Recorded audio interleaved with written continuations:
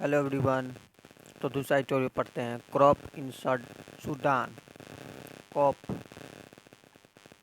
तो इसको पढ़ते हैं पूरा। मेरे साथ आप भी रीड कीजिए। Coup in Sudan. The military should restore the transition government and flow allow free election.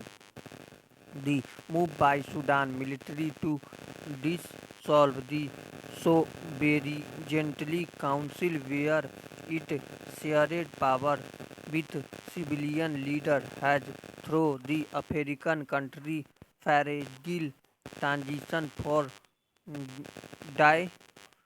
dictatorship and democracy into cause.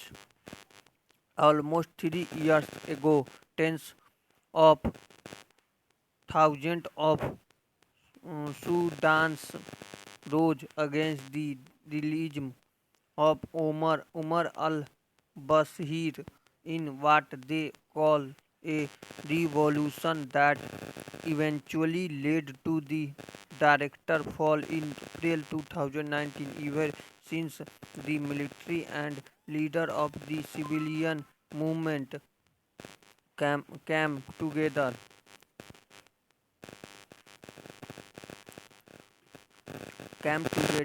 to form a transition government. In their agreement, the acting prime minister would run the day-to-day affairs while the military chief would remain the leaders of the Sovereignty Council for 2 years. Lt. Gen. Abdel Fattah al-Burhan, the military chief, was scheduled to hand over the leadership of the transitional government to the civilian leadership in the few weeks. Instead, he disbanded the government, proclaimed himself the new leader, declared a state of the emergency, and imprisoned the civilian leader, including Prime Minister Abdallah Hamdok. Tensions were brewing in recent weeks. Pro-military mobs has been carrying out protests demanding the government removal amid soaring price of essential support.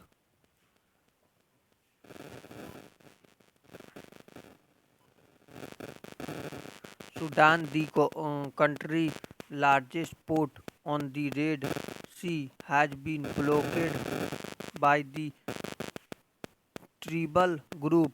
The help of from the military, which worsened the economic situation, including acute shortage of food, currency, and fuel.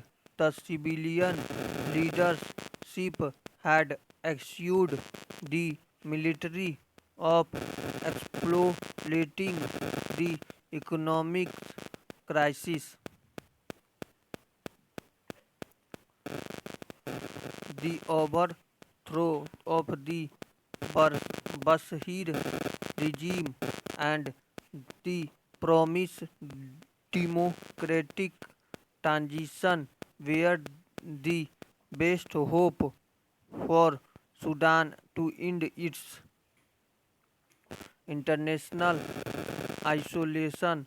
Healed would be woods of decades of opposition and state violence, and built a stable economics and political order in an otherwise violence ridden Horn of Africa, and Sudan had taken the step in that direction. Last year, the US removed the country which hosted Osama bin Laden in the 1990 from the list of state sponsor of terrorism and announced financial aid. Earlier this year, is IMF had reached a $15 billion debt relief agreement with the transitional government. The civilian leaders had promised that they would send Bashir to the Hague, Hague to prosecute him over allegation of war crimes against humanity and genocide. The country was